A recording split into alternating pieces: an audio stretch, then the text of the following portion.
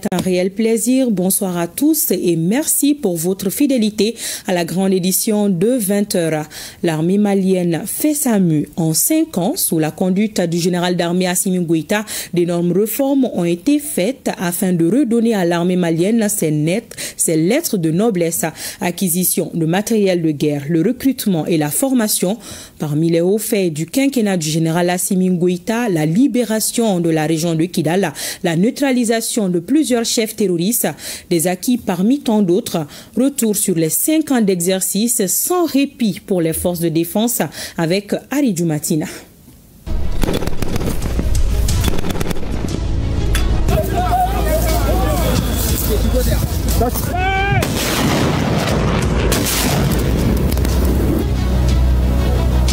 De par sa position stratégique dans l'attelage gouvernemental, le ministère de la Défense et des anciens combattants, dont la principale mission est de préparer et d'assurer la défense de la patrie en vue de la préservation de l'intégrité territoriale. Avec l'avènement de la transition, surtout avec la rectification, l'armée malienne a progressivement retrouvé son dynamisme de force mature, aguerrie et combative. L'outil de défense affiche une nouvelle image, plus rassurante et enviée. Le chef d'orchestre de ces renouveaux des forces armées maliennes est le président de la transition, le général d'armée Assimi Goïta, chef de l'État. Certes, cela est une évidence qu'il n'y a pas de sécurité absolue. Mais la situation sécuritaire montre clairement l'immensité du chemin parcouru grâce au leadership du chef suprême des armées. Les FAMA ont changé de paradigme. La posture est tournée vers l'offensive, ce qui a permis de renverser la tendance. Le rapport de force est désormais en faveur des forces armées maliennes et la peur a changé de camp, même si beaucoup reste encore à faire. Conformément à la vision du chef de l'État, la refondation des FAMA s'est reposée sur un certain nombre de piliers essentiels, à savoir la professionnalisation de l'armée malienne, le recrutement des milliers de jeunes dans les différents corps. Les soldats maliens sont désormais aguerris, bien managés et bien organisés. La mise à disposition des moyens adaptés au contexte avec l'acquisition des véhicules tactiques de combat, des camions logistiques, d'engins blindés, des vecteurs aériens de combat de tout genre.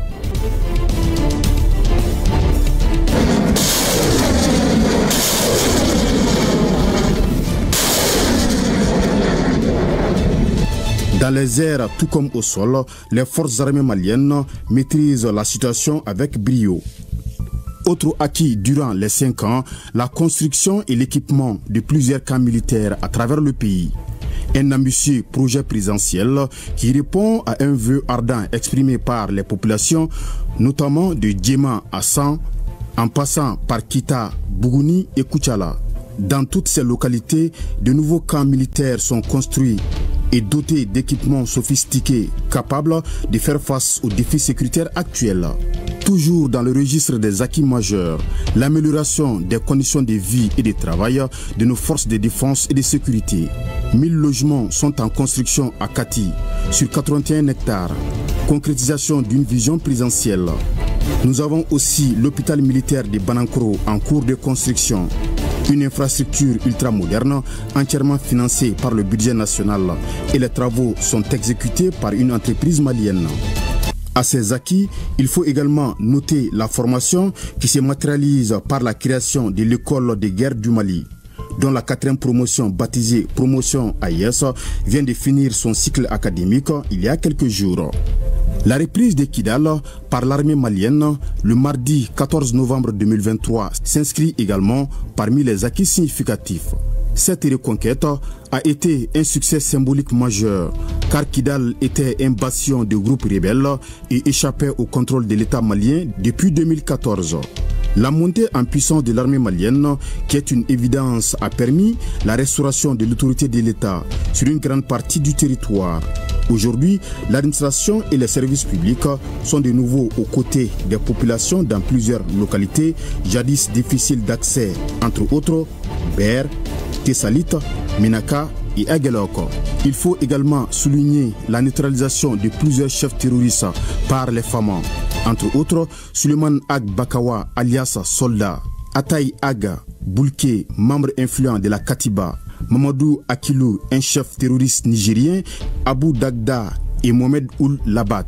Sous la conduite du département en charge de la défense, conformément à la vision du président de la transition, il y a eu d'importantes réformes institutionnelles et juridiques. Celles-ci ont permis de moderniser l'outil de défense, renforcer la gouvernance et améliorer l'efficacité opérationnelle. Le ministère de la Défense et des anciens combattants, dans l'exécution de son vaste programme de refondation de l'armée malienne durant les 5 ans, a également mis un point d'honneur sur les partenariats bilatéraux et multilatéraux, d'où la coopération avec certaines forces étrangères, notamment la force conjointe de l'AES. Aussi, le département en charge de la défense a mis l'accent sur la communication. C'est ainsi que la DIRPA dispose désormais d'une nouvelle radio, d'une web TV et d'un site internet. La diversification et le recentrage des alliances constituent aujourd'hui des leviers essentiels. Les forces armées maliennes inscrivent leur action dans la recherche et la destruction des groupes armés terroristes dans leurs sanctuaires afin de préserver l'intégrité territoriale. Avec l'opération Dugukoloko en cours, elles poursuivent le maillage du territoire. Toutefois, quelques difficultés subsistent, mais qui sont gérées de façon progressive, à savoir l'immensité du territoire, la situation géographique